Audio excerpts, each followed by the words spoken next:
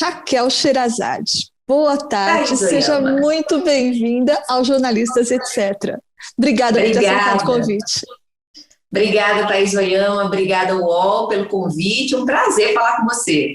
A opinião levou a voz da paraibana Raquel Sherazade para a rede nacional. Dizendo o que pensava, ela trabalhou por 9 anos no SBT e por 1 ano na Rádio Jovem Pan. Crítica do governo Dilma e do governo Bolsonaro, tampouco economiza opiniões duras sobre os colegas de profissão, que, segundo afirma, ao reproduzir a polarização nas redes sociais, transforma o jornalismo num fla-flu reducionista. Nos Jornalistas e Etc., Raquel Sherazade fala da sua carreira, conta como foi ser alvo de notícias que considerou injustas e revela que já sonhou em seguir outra profissão, a de atriz. Raquel, comecemos pelo começo. Eu sei que você foi a primeira mulher comentarista de um jornal de TV, de uma TV na Paraíba, no estado da Paraíba, que é o seu estado natal. E a Paraíba é tida, não sei nem se com justiça, mas é tida como um estado muito conservador. Então, uma mulher comentarista dando pitaco sobre política, sobre comportamento, etc. Isso causou, na época, algum estranhamento? Na Paraíba, não. Na Paraíba, não. Realmente é um estado tradicional, Oyama, como você falou, mas foi o estado que me proporcionou quebrar com paradigmas, né, no jornalismo. Por exemplo, eu fui a primeira mulher a intermediar uma... desculpa, surgiu o nome. Então, eu fui a primeira mulher a intermediar um debate entre candidatos no meu estado. O costume, na época, era que as afiliadas recorressem a âncoras, apresentadores do eixo Rio-São Paulo, né? E a gente quebrou com isso. Eu fui a primeira mulher, primeira paraibana e a primeira mulher a mediar um debate político no meu estado. Eu também fui a primeira mulher a criar uma televisão dentro de um órgão público. A gente criou uma TV dentro do Tribunal de Justiça. Eu era assessora de comunicação do Tribunal de Justiça e nós criamos, eu, Pedro Dantas, criamos uma televisão dentro do tribunal. Trabalhei junto com a TV Justiça, fui correspondente da Mas TV lá Justiça. você dava pitacos também, fazia comentários ou... Não, nós fazíamos um trabalho de assessoria de imprensa, né? Então, não vinha para esse lado. A gente trabalhava mais com informação e fazendo esse bate-bola com a TV Justiça em Brasília. Entendi. E eu era a correspondente. Então, assim, meu estado, apesar de ser um estado muito tradicional, muito machista também, mas eu abri caminhos aí para a mulherada. Eu acho que eu fui abrindo esses caminhos. Acho que nunca recebi críticas por ocupar esse lugar de fala que eu ocupei. Claro, houve sim, dentro do jornalismo, dentro das redações, há sim um movimento contrário, um movimento para barrar, né? As mulheres nas bancadas sempre foram tidas como, eu falo, objetos de decoração, eram vasos, né? As mulheres precisavam ser bonitas. O papel da mulher no jornalismo não pode ser restrito a uma questão estética, né? E as mulheres na bancada eram sempre isso, pelo menos no meu estado era sempre assim. Você tinha um homem experiente, um homem que representava ali a cultura, a informação, né? E tinha mulher que representava a juventude e a beleza. E o homem dava palpite ou a mulher ficava quieta? A mulher sempre ficava quieta. Mulheres nunca opinavam, mulheres não participavam, a não ser como leitoras de TP. Então, isso me incomodava bastante. Eu vi muitas colegas minhas serem usadas dessa forma. Mulheres que tinham potencial jornalístico, potencial para entrevista, potencial para serem grandes analistas, e foram reduzidas a rostinhos bonitos na TV. Então, eu me recusava a isso. Então, eu tive que brigar também pelo meu espaço de fala dentro da televisão, dentro da Paraíba. Tive que brigar. São coisas de bastidores que que as pessoas não veem, não viram, não acompanharam, mas que eu vivi, sim.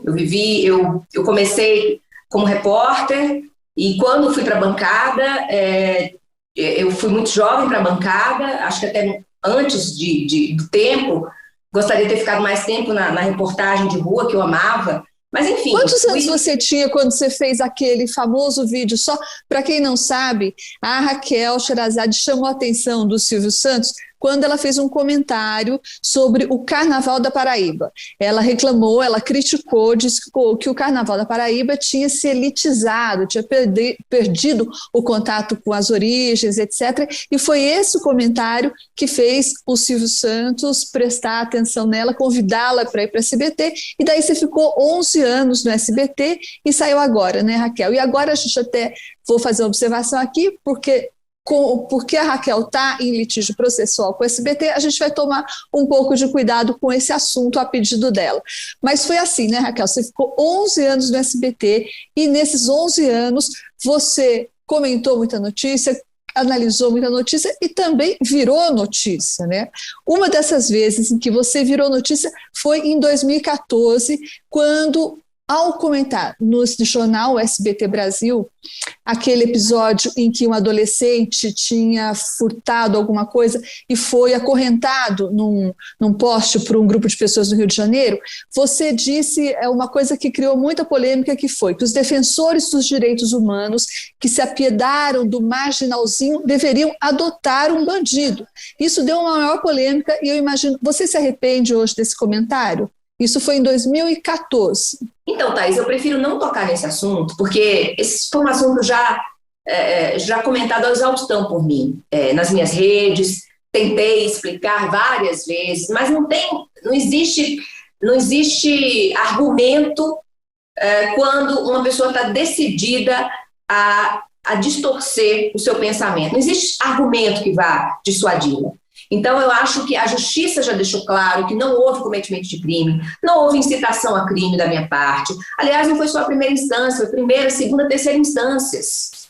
Então, se a justiça diz à sociedade, não, ela não cometeu crime, não, ela não incitou o crime, não, vocês entenderam errado o que ela falou, bom, o que eu posso mais falar? Se a autoridade máxima do país, que é o tribunal, que é o Poder Judiciário, já disse que não há crime de minha parte, o que eu posso fazer mais? Né? Eu não tive o apoio da imprensa, eu não tive o direito a dizer o meu lado, a me defender, a não ser a Folha de São Paulo. A Folha de São Paulo foi a única que abriu espaço para que eu escrevesse, para que eu desse a minha versão dos fatos. Na época, eu fui muito atacada, Thaís, porque, era a época do governo Dilma, era o governo que... Era o governo que eu criticava, óbvio, é o governo da vez, é quem está com a caneta na mão, é o principal alvo do jornalista, do analista político, é quem está com a caneta na mão. Na época era Dilma, podia ter sido o Bolsonaro, podia ter sido o Collor, mas era Dilma. Então, houve muita pressão desses grupos políticos, houve muita pressão da imprensa. Eu acho que a imprensa comprou essa briga em favor dos grupos de esquerda para me atacar, mas, felizmente, como eu te falei, a justiça deu o parecer final, bateu o martelo e disse que não houve crime. Então, não aconteceu nada comigo, não me arrependo do comentário que eu fiz, não me arrependo, não tiraria uma palavra. Agora, eu pensaria duas vezes, por quê? Porque a capacidade de entendimento de muitas pessoas é muito limitada. E eu acho que eu superestimei a capacidade de entendimento dos meus colegas jornalistas e das pessoas que estavam me escutando. Talvez eu mudasse com relação a isso.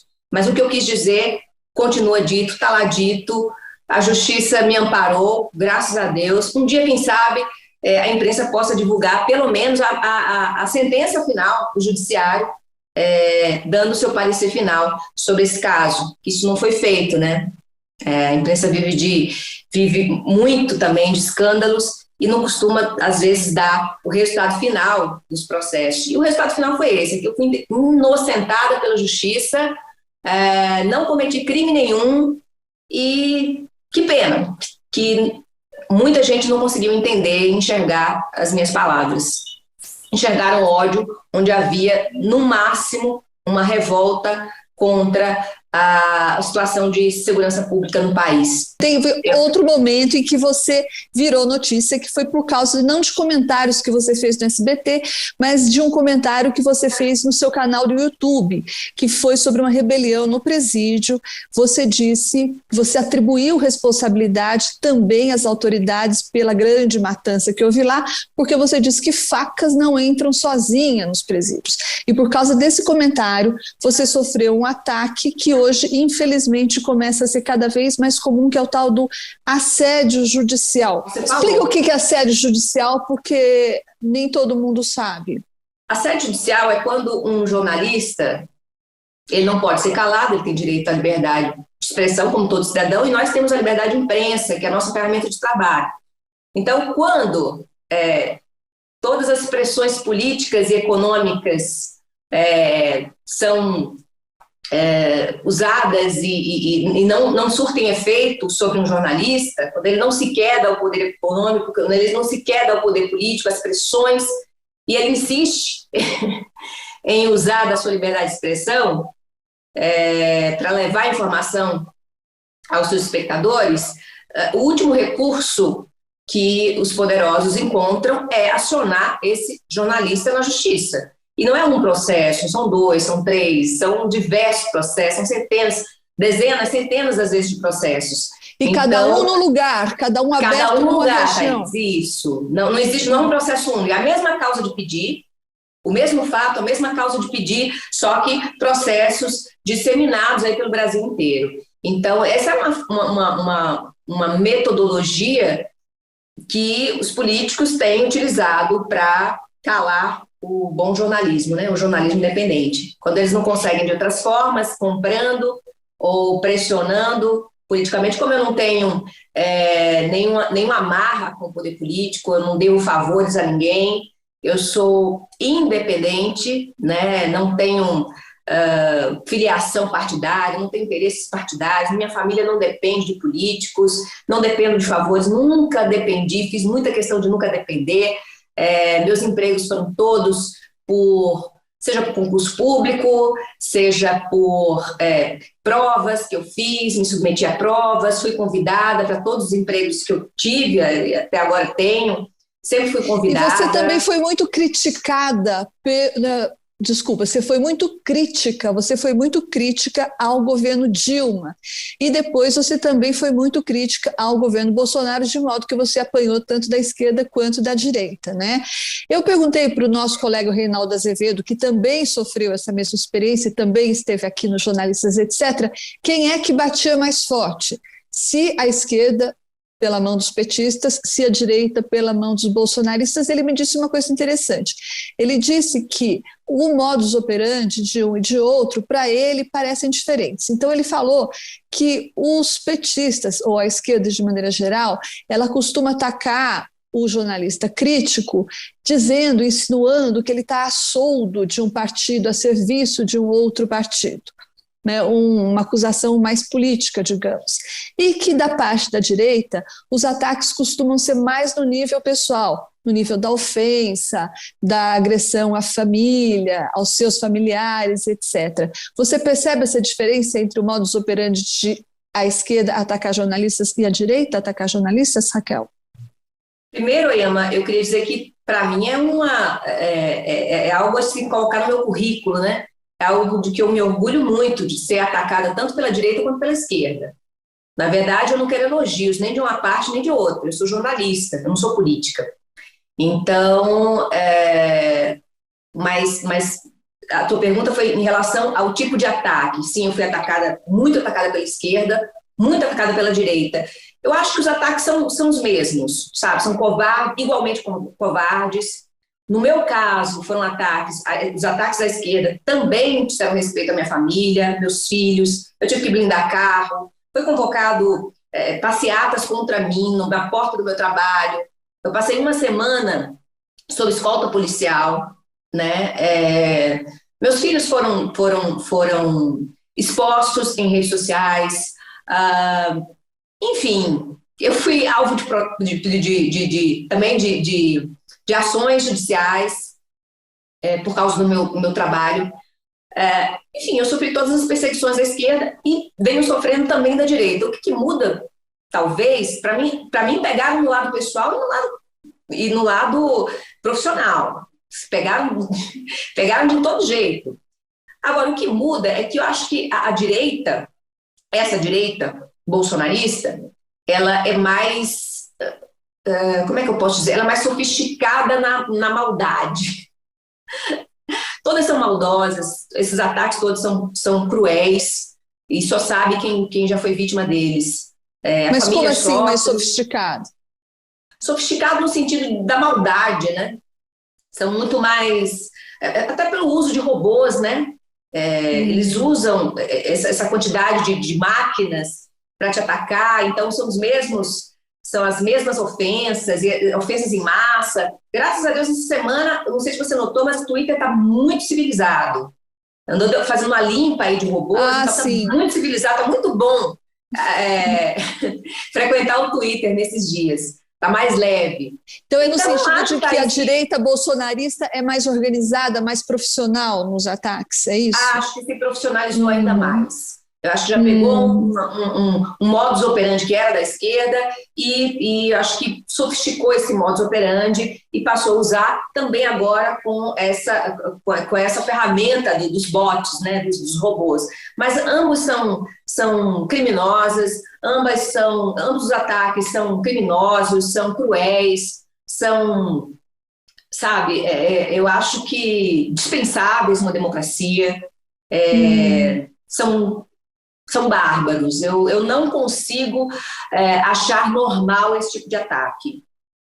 Falando de um outro lado, Raquel Sherazade, o cientista político Fernando Schuller, que eu gosto muito, ele escreveu nessa semana que o jornalismo, de alguma forma, está imitando o que acontece nas redes sociais. A gente sempre diz que as redes sociais são ambiente polarizado, radical, e etc. E o Schuller diz que, talvez contaminados por esse ambiente radical e polarizado, os jornalistas também estão optando por um certo binarismo, uma certa polarização e desprezando as nuances. Então é tudo preto no branco, é tudo ou presta ou não presta, e existiria então uma radicalização da parte dos jornalistas também, principalmente os analistas políticos, né, que se expõem de forma mais visível. Você acha que esse problema das redes sociais também está se deslocando para o jornalismo, a polarização política?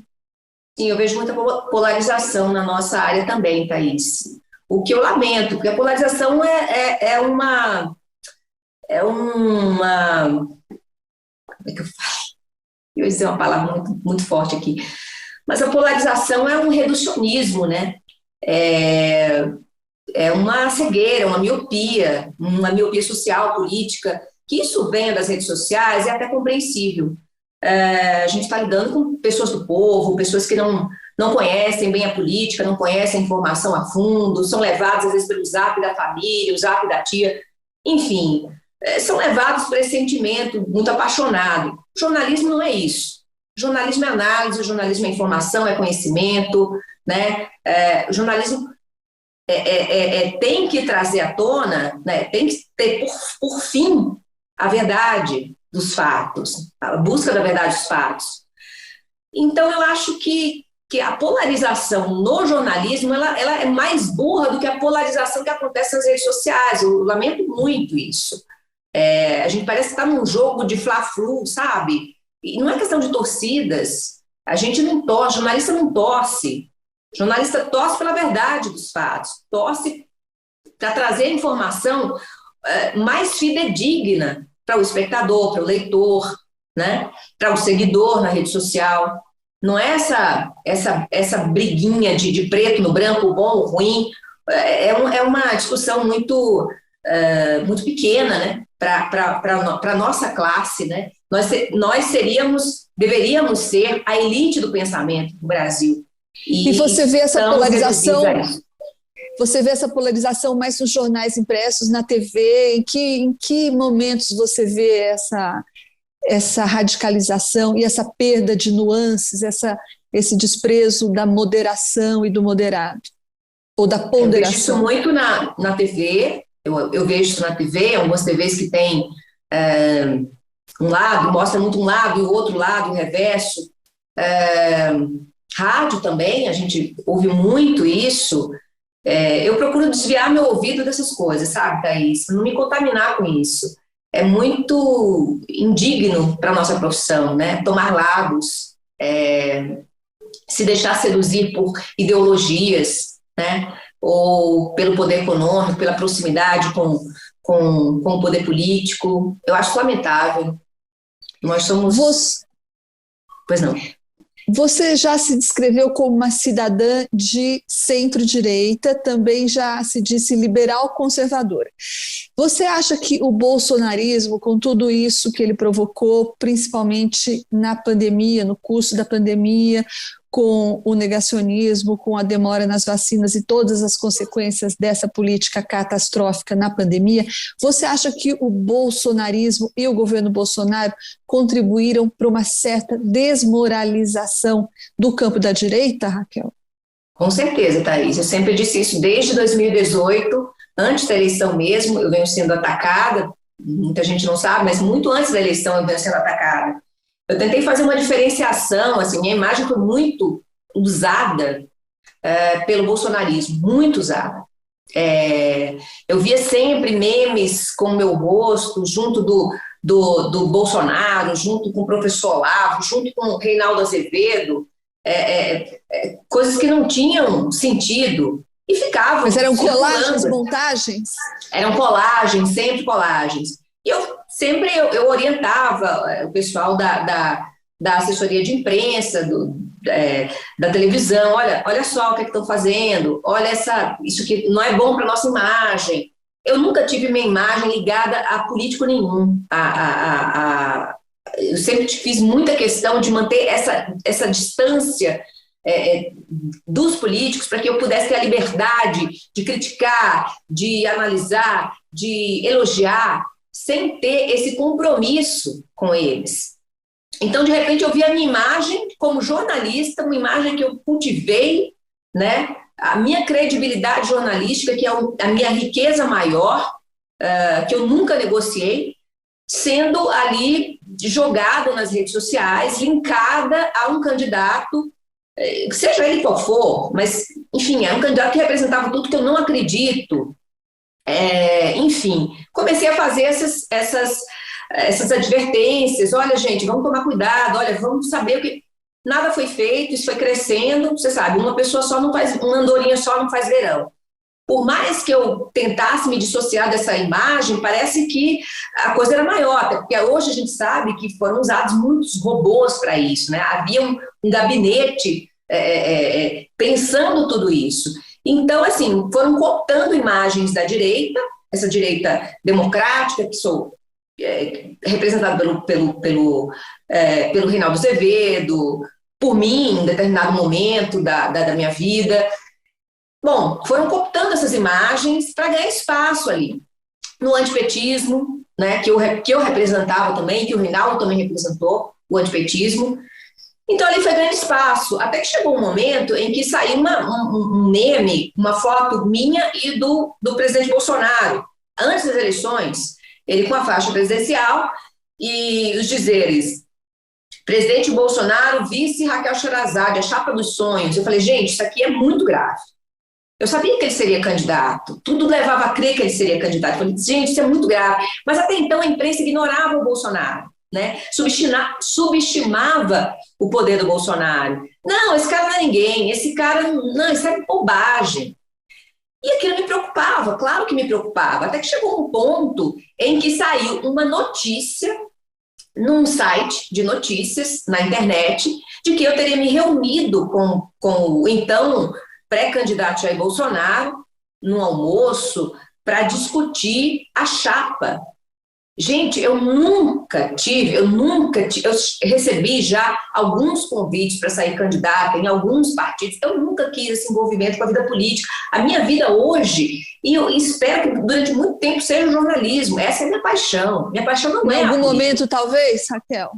Não sei, Thaís, acho que não tem a ver com o que eu sou, com o que eu busco para a minha vida, não tem a ver. Eu gosto de analisar a política, de acompanhar a política, mas eu gosto dos bastidores da política, eu não gosto de fazer parte da política, eu não sou parte da política, a não ser como um ser político, como uma cidadã, um ser naturalmente político e que quer influenciar na direção que estão dando para o nosso país. Enfim, chegou um ponto que eu tive que eu mesma, nas minhas redes, me pronunciar. E aí sim eu atraí a fúria do presidente, que gravou, ainda candidato, gravou um vídeo me citando, mostrando a minha foto no celular, e incitando toda aquela gente, aquela militância dele contra mim. E aí, a partir desse dia, também não tive paz, nem com a direita, nem com a esquerda. O que, de uma certa forma, eu acho ótimo, ser atacada pelos dois lados. Significa que não sou nem uma coisa nem outra. Não contem comigo, não sou sua aliada, parceira, eu sou uma jornalista. A mim cabe olhar de uma forma crítica, ser um intérprete das coisas que acontecem na política, na vida social, ser um intérprete para a sociedade. É isso que eu sou. Chegando ao fim quase aqui da entrevista, Raquel, eu queria te perguntar, eu já ouvi de fontes evangélicas que nós, jornalistas, teríamos um certo preconceito contra os evangélicos, trataríamos os evangélicos diferente do jeito que a gente trata os católicos, por exemplo. Ouvi isso de fontes evangélicas. Você, como evangélica, você acha que os jornalistas têm esse preconceito contra evangélicos? Ou você já sentiu isso? Deixa eu fazer só um parêntese aqui. Eu não sou evangélica, muitas pessoas me perguntam isso. De fato, eu nasci numa família evangélica, tinha avó católica, mãe evangélica, pai evangélico. Na verdade, a gente chama de protestante, né? Esse rótulo de evangélico é uma coisa muito mais ampla, genérica, a gente não sabe onde começa, onde termina. Então, assim, a minha família sempre foi protestante. A minha família ainda é protestante, toda a minha família é protestante. Eu não. Chegou uma parte da minha vida em que a religião não faz mais parte da minha vida, passou a não fazer parte. A religiosidade não faz parte mais da minha vida. Então, há muito tempo, eu não me designo uma pessoa protestante. Se há preconceito, acho que sim, um pouco de preconceito há, mas não é sem um motivo, né? Eu acho que não é sem um motivo. Eu acho que os evangélicos, né, as pessoas sob esse rótulo do evangélico, eles passaram a querer ocupar posições políticas, estratégicas, sem abrir de mão da questão religiosa. Então, o melhor dos mundos, né, a religião, o rebanho na igreja, do outro lado, o eleitor garantido. Eu sempre combati esse uso político da religião. Eu acho que é covarde, eu acho que é indevido. Até uma das críticas que eu fiz ao pastor Marco Feliciano, eu falei que não pode, eu até me servi de um texto da Bíblia em que Cristo diz que não é possível servir a dois senhores ao mesmo tempo.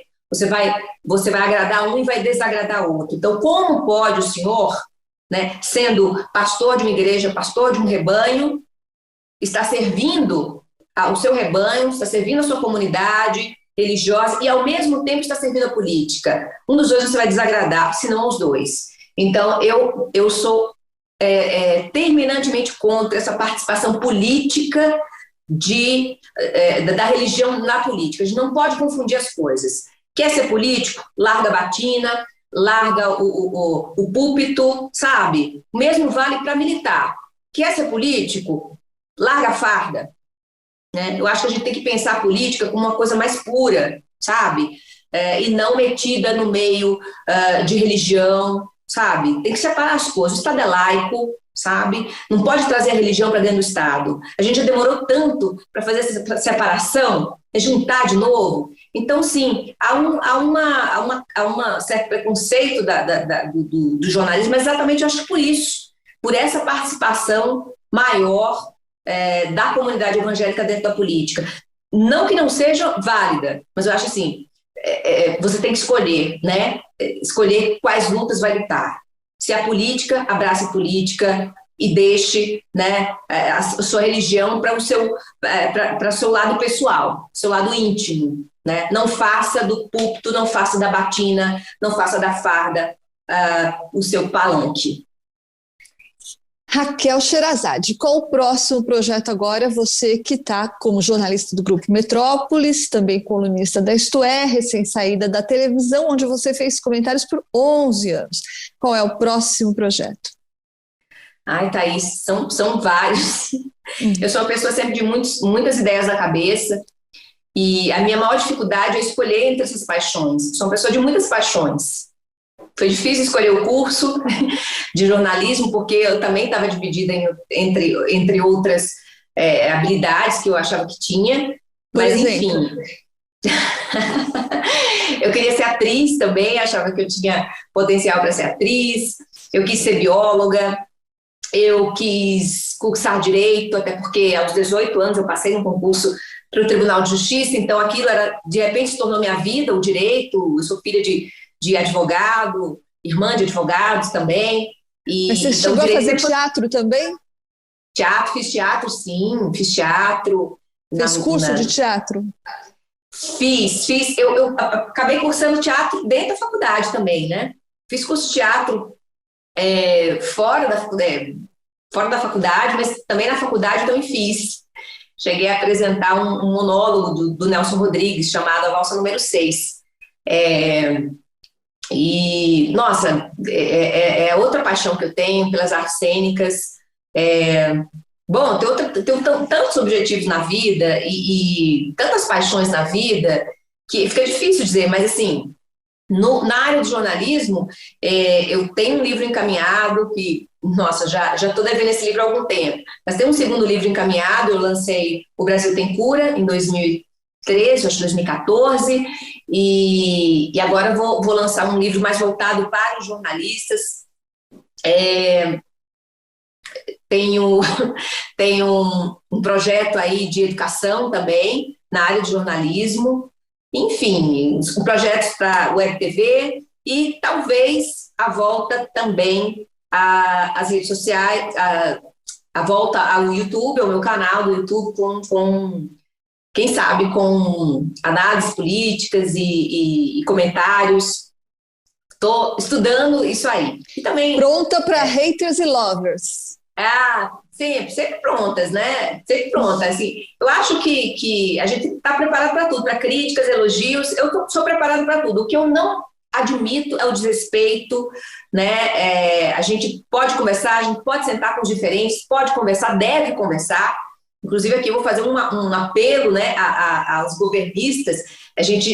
Eu chamo muita gente para participar do Metrópolis Entrevista, mas é difícil de um governista aceitar o convite, sabe? E aí dá a entender ao público que a gente não quer entrevistar os governistas. Não, eu fico aqui no pé dos governistas o tempo todo, pedindo para eles darem entrevista para a gente. O pessoal do Metrópolis está lá o tempo todo, toda semana. Bom, fica aqui o meu apelo, inclusive ao presidente Jair Bolsonaro. Queria muito entrevistar o senhor, presidente. Já entrevistei o presidente FHC, presidente Collor, já entrevistei os dois. Estamos também tentando entrevista com o presidente Lula e gostaria muito de entrevistar também o presidente Jair Bolsonaro. Se o senhor tiver coragem, fala aqui com a gente também. Raquel Sherazade fazendo aqui lados, né, a sua propaganda, exatamente. Todos os lados, todos os pensamentos, todas as ideologias. Eu converso civilizadamente com todo mundo. Agora, bater boca eu não bato, desrespeito eu não faço. Eu acho que a gente tem que manter tudo num grau de civilidade. Quer conversar comigo civilizadamente, vai ser meu seguidor, vai ser bem aceito, vai ser bem recebido. Se não, bloque nos haters. Muito bem. Raquel Sherazade, multifacetada, e agora aqui aproveitando o programa para fazer seu merchandising e convidando o presidente Bolsonaro a encarar a bancada dela. Vamos lá, presidente, encara a Raquel. Encara aí, através do programa da Thaís, através do UOL, quem sabe ele atenda ao meu apelo aqui. Meu apelo jornalístico. Muito obrigada, Raquel Sherazade, foi um prazer ter você aqui no Jornalistas Etc. Volte sempre. Obrigada. Obrigada, Thaís. Sempre te acompanhando e agora conhecendo esse teu novo lado, né? conversando com nossos colegas. Muito bom conhecer um pouco da vida deles e da jornada de cada um, das dificuldades que cada um deles passa. Assisti várias entrevistas tuas com o Reinaldo, com a Sadi, muito boas. Parabéns. Legal. Obrigada, Raquel. Beijo para você. Beijo, Thaís.